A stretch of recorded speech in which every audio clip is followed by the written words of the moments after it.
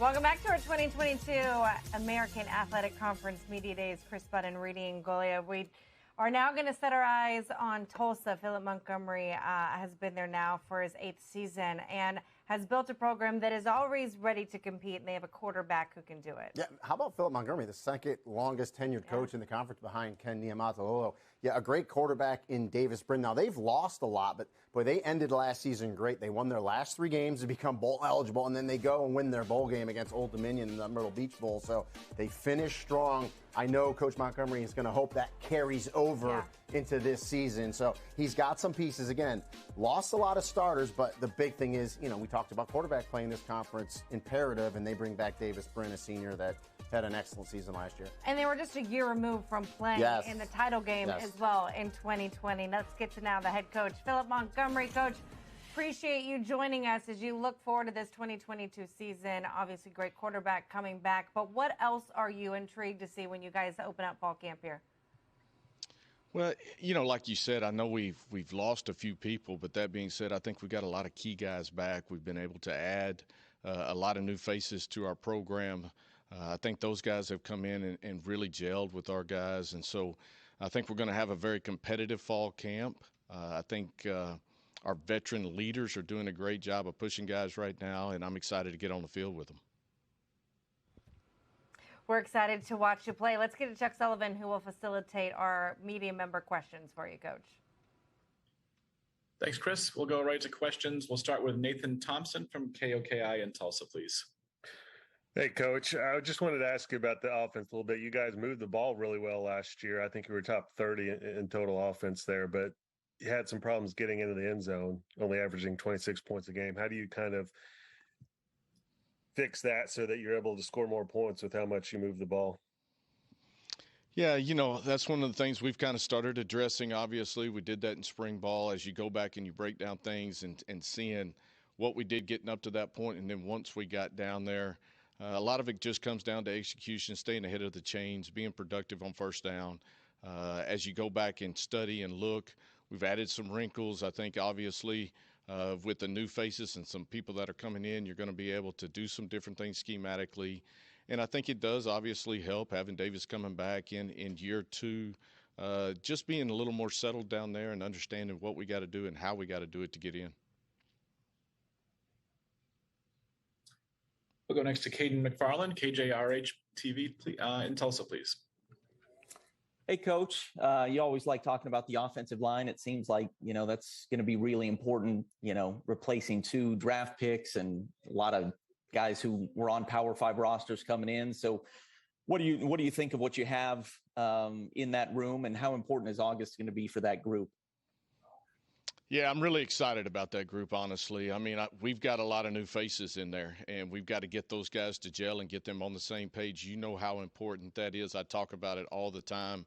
If you have an opportunity and you are winning the trench, you always have a chance to win ball games. And so we've got guys that got some experience coming back. We got some new faces that are going to be flown in there.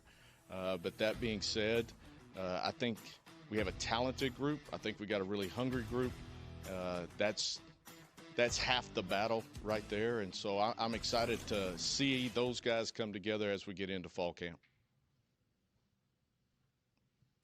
We'll take the next one from Larry Lewis, please, inside Tulsa Sports. Hey, Coach. Let's talk a little bit about the secondary, just corners, safeties. Just talk about, a little bit about how that's shaping up. Yeah, so obviously getting Kendarian Ray back there, you know, we lost him kind of early in the season last year with the injury and missed the rest. And so having his veteran leadership back, his experience back, that's going to pay dividends for us. You lose Christian Williams, who's been a starter here for a long time, but, you know, Bryson Powers basically started a whole year when Christian wasn't with us due to injury, has been a starter for us. So his presence back there, his experience back there is obviously going to help. You look at Tyon Davis, who I thought really, as the year went on, just progressively got better and better each time he stepped on the field. I watch him now as we've gone through spring ball. We've gone through all of our summer conditioning and work. I think he's got a chance to have a tremendous year. Tyree has an opportunity to be our other corner. That being said, we got a big battle that's going to be happening right there at that spot with some new faces again that are in and some that have been around here for a little while. You look at the free safety spot, LJ has played quite a bit for us, made some big plays late in the game, late in the year, in the bowl game as well. And so he's had a tremendous spring ball. He's had a really good summer. But there'll be some battles going on back there in the secondary, but I feel good about the talent level that we have and the way those guys are progressing. All right, thanks. Up next, we'll go to Michelle Montaigne from KTUL, please. Hey, Coach. You're coming off of 2 back-to-back first-round draft picks. How does that type of notch in the belt help you motivate guys for this upcoming season? Well, everybody's got dreams and everybody's got an opportunity to go to live out those dreams. And I think we've just proven that with hard work and dedication and playing football the right way, leaning on each other, sacrificing for each other. Don't worry about the individual accolades. Just let's take care of each other as we work through it. I think we have proof now that can happen right here at the University of Tulsa. And so I think we got some other guys that kind of fit into that mode. We got several guys drafted this year, like you said, with the 2 first-rounders in the last 2 years. That's been pretty special. And so I'm excited about that part of it. I know our guys are hungry to continue to keep that trend going. We'll go to a follow-up from Caden McFarland, please. So 12-3 in your last 15 regular season games in this conference and picked 8th today. I know, from day one on the job, you were not afraid to, tell your guys we want to play with a chip on our shoulder and embrace some of that sort of stuff. 8 years in, you still embrace it? Is it getting old? Well, it hadn't changed yet, Caden. So, that part of it, we let those guys pick wherever they want to pick us. It doesn't surprise us at this point. And so I think our guys understand it and understand that it's going to be decided on the field, and it starts week 1 with us. But we got some veterans that have been around here like Justin Wright and Anthony Goodlow and guys that have been through these type of battles with us. And so we're going to focus on us. We're going to focus on game 1 and then continuing to strive to get better each and every week. We'll go to Dan Tortora. Wake up call DT, please. Coach, always good to talk with you. Taking a look at where you are in 7 seasons as you head into the 8th one here at Tulsa and switching things around to that positive side and winning on the field. You and I talked about what was getting built in those seasons where the win-loss column didn't show it. How are you seeing that come through, and just what you can say about, the fruitfulness of your labor, so to speak? Well, yeah, we had some guys that were growing and learning, and we understood where we were at and what we were doing and what we were trying to build. That being said, we've got a lot of those guys still on this team that has gone through the battles, and you've been on the field with in tough games. You know how they're going to react. You know how they're going to respond. I think one of the things that has been a staple of our program is we're going to play for a full 60 minutes. Every second of it, we're going to get the best that we got. I think that is a signature of who we are and who we will continue to be, and our guys really relish in that part of it. Okay, we'll go back to Nathan Thompson for the next one, please. Hey, Coach, you got another challenging non-conference schedule, but that being said, it's not like last season where you had, the 2 OSUs, both top 7 teams. Do you kind of feel like the schedule is a little, better setup for you to get a good start to the season and finish with a good record? Well, I don't know. I mean, you go up to Wyoming, Coach Bowles does an unbelievable job. I mean, we've played them once here at home. Very well-coached team, very physical team. We know we're going to have our hands full. Plus, they play Illinois before they play us, so they get game 1 underneath their belt before we get up there. So to start off the year at their place, I think it's going to be an extremely tough game. You get the MAC champion after that. You got Ole Miss in that mix where we're on the road, and then you turn right around and you've got Cincinnati and Navy both. So I think our schedule is just as challenging as it's always been, but we got to do it week by week, game by game, and that's what our guys are focused on right now. We'll go back to Michelle Montaigne for the next, please. Coach, you guys recently announced 11 transfers in this generation of the transfer portal. How do you assess your group of transfers and what they can contribute this season?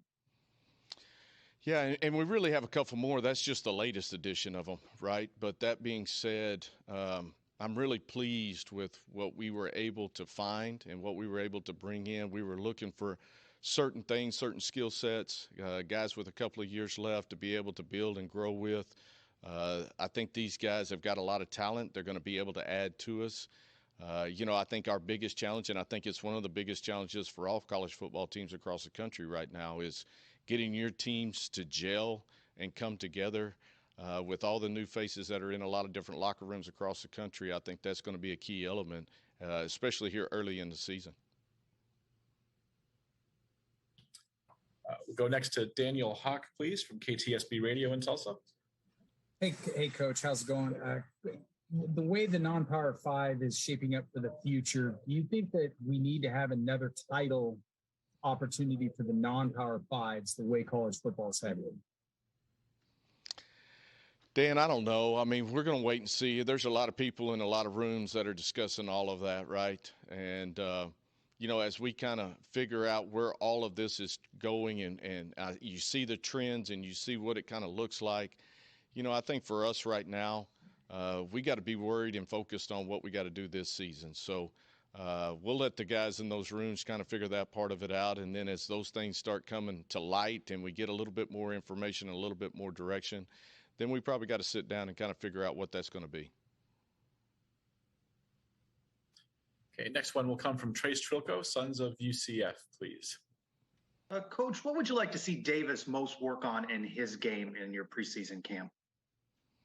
I think the biggest thing for Davis is just letting the offense work for him, being patient, not pressing on some things. Obviously, year two is different for a starting quarterback. To get a year underneath your belt, you've seen a lot of different things. You've been in a lot of battles. You have some things to kind of draw back on. I think he is much more comfortable in what we're doing now and what he does within that. I think the amount of time that he's been able to spend not only in the film room but on the field with the receivers and getting that timing and that work with them, I think is going to pay dividends for us. And so for him, I think it's relaxing, understanding down and distance situational things, getting us in the right play at the right time, and then just executing at a high level. Okay, next will be Leo Haggerty, Amped Up Sports, please. Coach, you're going to be dealing with some oppressive heat in the fall training. How are you going to have to deal with that, knowing that you're going to have to play in that probably in September? Yeah, there's good and bad to that, honestly. The tough part is you've got it. You got to know how to deal with it. You got to protect your players, but you got to get your work in as you do that. The tough part is we've been dealing it now for multiple weeks, and so our guys are starting to really adjust and understand what it feels like and what it's going to be when we step on the field come fall camp time.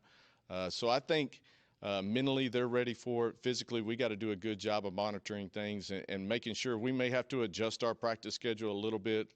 That break may need to be a little bit longer. This may need to happen, and we'll kind of keep our eyes on that as we work our way through it. But we got to be smart about getting the work in that we need. Got a follow-up from Dan Tortora, please. Coach, you've been in this league, as I said before, for 7 going into 8 seasons with Tulsa. So we've gotten to obviously see some change, and change will happen again with Cincinnati, Houston, and UCF going out, 6 coming in. How do you look at realignment and just what you can say about building those bridges and those relationships within conference, and then having those, obviously not wanting them to diminish, but knowing that they will change like the commissioner spoke about?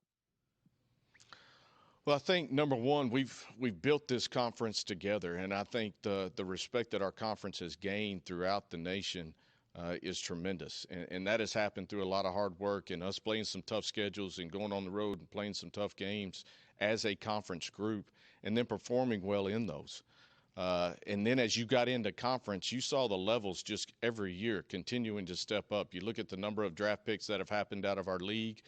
You look at the coaches that have been in our league. You've got some really exceptional coaches leading these groups, but these these athletes that are in our conference, they are tough, and they are continuing to grow, and the talent level here is at an all-time high. As we welcome these new teams in, I'm excited about that. It's gonna bring some more regional matchups to it. It's gonna bring some more fanfare to it, I believe. I think the competition level is gonna stay at a really high spot, and I know I am looking forward to those opportunities. But obviously, right now, we've got the ones that we've got, and looking forward to this season with them. Okay, we'll take one more from Nathan Thompson, please. Coach, kind of following up on that, is there any kind of different feel going into this season with knowing it's the last one with some of the bigger names programs before they leave for the Big 12? I don't know, any kind of pride of not wanting them to win on their last year on their way up? Well, our focus is always to win that week, whoever we're playing, and I look forward to obviously some of those matchups because we've had some great matchups, whether that's Cincinnati or Houston or whoever, and so. I don't think there adds any more to it. We've had some great rivalries that have really generated through this. You think about Tulsa and Houston, they've been in the same conference a lot throughout the years. So there's a good, strong rivalry there. I think we've created this thing with Cincinnati over the past 7 to 8 years. And it's been a great matchup, kind of swinging both ways. So I'm excited to step on the field with them again this year. It's always a great competitive game. It's always a real physical game. And those are the ones that you always kind of pinpoint and always looking forward to. Coach Philip Montgomery, appreciate the time. I'll chat with Mother Nature. Maybe we'll see if we can get you some below triple-digit days as you guys begin fall camp. We haven't seen that in Dallas yet, but maybe up there. Well, if you can send it our way, I'll take it. I can promise you that. Yeah. Thank you, Coach. Good luck this season. Hey, thank you all. Appreciate it. I find that baloney that you can get adapted to. Listen, it's been over 107 here for like the last 30 days, but I mean that it's a factor. Here we have to get ready for a season, and it's hard to stay out there on the field. And the players have to hydrate. I mean, we say it, and it can be dangerous. Coach talked about it, but you got to get ready because you got to play in it for the season. So. You just got to manage it. We're going to talk to quarterback Davis Brin in just a bit. A great freshman year. We talk about what we can build off of it, though. 16 interceptions. Yes. When you look at his play, what do you want to, and what were the interceptions caused by that you feel like he can work on this sophomore year? I think as a young player, the biggest issue you have when you get into college football and get on the field is the speed of the game. And schematically, what defensive coordinators try to do, right? They're trying to disguise things, and that'll happen to a young quarterback, and you'll see a hole there, and you think you can get it in there, and you really shouldn't have made that throw. So that's the experience you gain as a young quarterback getting on the field like a Davis Brin. But it's funny, I laugh because that was what I circled in my notes, the 16 interceptions. So I know if we ask Davis, that's the one thing he's going to want to improve upon. There's no doubt about it. I remember talking with Coach Montgomery years ago, and he's like, every time I feel like that, there's questions about my team, and I feel like he's really put his stamp here on year 8, going back to the last couple of years, 2020, when they make the championship game. What is it about the dynamic of his teams that he's been able to build some success there? He's had consistency. And Coach Montgomery is one of those guys that every couple of years his name kind of gets out there. Is he going to make it? Are they going to let him go? And he just fights through that, right? And he mentioned it. I think the biggest issue he's going to have, and coaches all over the country, this new dynamic with the transfer portal is there's so many new faces. And so not only, you're bringing in good players, but are they going to mesh? Are they going to gel with the team being new? And so I think that's a new dynamic that coaches are going to deal with this season and moving forward. Yeah, it's everywhere across the season. But what you want to do out of the transfer portal, which I thought he said was interesting, is not just get a guy to plug and play for 1 year. We're getting guys that still have multiple years of eligibility left. So we don't have to do this year after year. Yeah, and I think that's the big thing. And really, and it's new for us as well as we look at teams. It's really free agency for college football with no rules. I mean, players are just coming and going, and you're trying to keep track of it. But, yeah, add those players. And he talked about the amount of players he lost, but he kept some players in some really good positions, obviously like a Davis Brin, Justin Wright at middle linebacker. So, and we didn't even talk about Luke Olson's the new defensive coordinator there. Now, he was been on the staff for 11 years. He was under Joseph Gillespie, who left. So, but I guarantee you, Coach Olson will have a few wrinkles to the defense as well, add something a little new. We'll be able to ask the players, quarterback Davis Brin, linebacker Justin Wright, joining us now. Guys, appreciate you hopping on. I'm going to start with you, Davis, a fantastic freshman year. When you enter spring fall camp, what were some details of your game that you want to improve upon as you enter the 2022 season? Yeah, the biggest thing that I've been focusing on lately is, taking care of the ball is going to be a huge thing for us this season. And I've been watching more film than ever. And, I've also been working on the deep ball and, my pocket presence and all that. So I'm really excited about the improvements I've made. Questions? We can start with Caden McFarland, please. All right. Both of you guys can answer this. A lot of transfers, obviously. How has the bonding, gone this summer? And it's happened forever, I guess, in college football that there are transfers, but it seems like there's more this year and guys who probably need to help immediately. So, Davis, especially for you as a quarterback in a leadership position, and Justin, same for you on the defensive side. How have you gone about trying to make sure that this thing gels well? Yeah, that's a super important part, especially with the portal and some new faces we have this year, especially on the offensive line and a few receivers as well. We've done a lot of good things this summer. I like to cook a lot, so we've done some cookouts over at the house, taken some guys fishing, done a whole lot of stuff like that just to help some chemistry between the team. Yeah, we've had a lot of linebacker cookouts as well as Davis. I'm really impressed with some of the guys and all of the guys. Really, we've had an awesome off season, and I'm very excited for what all these guys can do. I got to follow real quickly on that. Who's got the better cookouts, linebackers or quarterback? Definitely linebackers.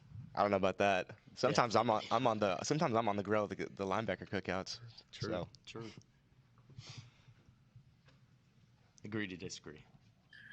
Okay, we'll take the next one from Nathan Thompson, please. Hi, guys. This is for you, Davis. Obviously, you guys moved the ball really well last year. I think top 30 in the country in total offense, but couldn't get into the end zone quite as easily. How do you make that translate of being able to move the ball to be able to score more points? Is it just a matter of reining in the turnovers, or is there more to it? Yeah, turnovers are definitely gonna help, but that's something we really want to do is be explosive and put a lot of points on the board. Also just finishing in the red zone and getting 7 points instead of kicking a field goal for 3. So that's going to be a big emphasis. Next one, we'll go to Larry Lewis, please. Coach Montgomery was talking about the heat.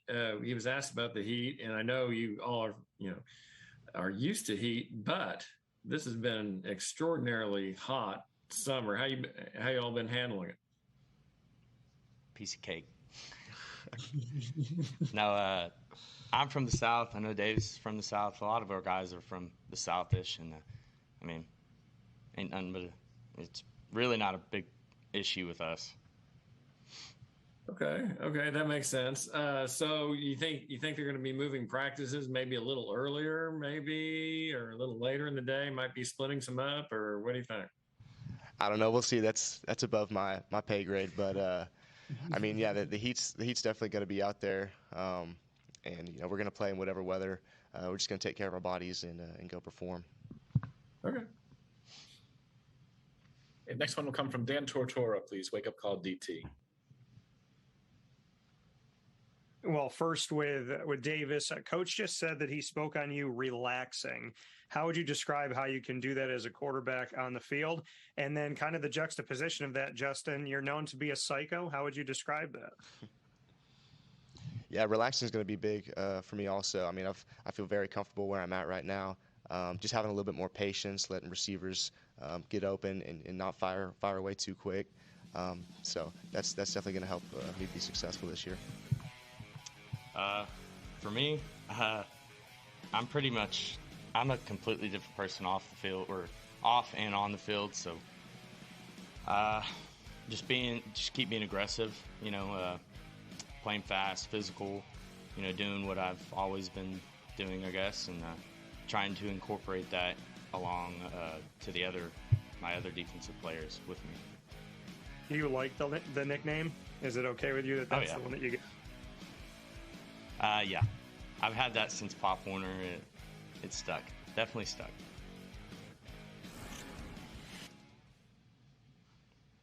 Okay, we'll take the next question from Michelle Montaigne, please.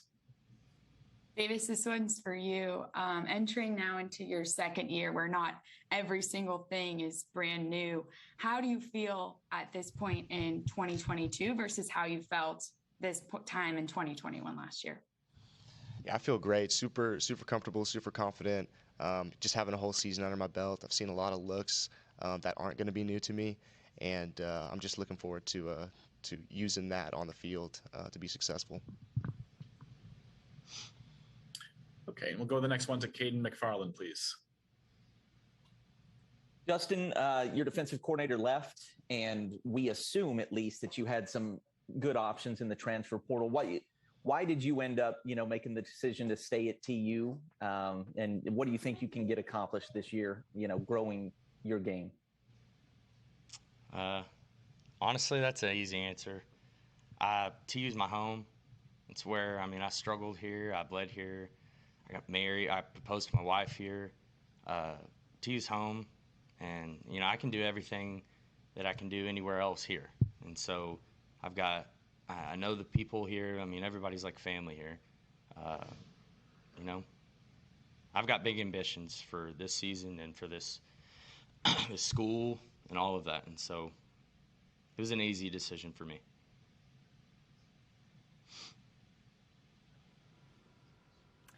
Justin, Davis, appreciate the time. Enjoy fall camp. Have a healthy, safe fall camp. Looking forward to watching you guys start this fall. Thanks for having us. Yes, ma'am. Thank you. I learned a new word, Rini, and that's Southern-ish. Yeah. I'm also glad to see the cookouts. I remember covering Zayvon Collins, huge fishing guy, country guy. That seems to have continued a tradition now. And how about Justin Wright right there? In this era now that we're talking about transfer portal kids leaving, decides to stay home. We haven't talked about that enough. How many players are I'm not going to do it. I can, but I'm going to stay home.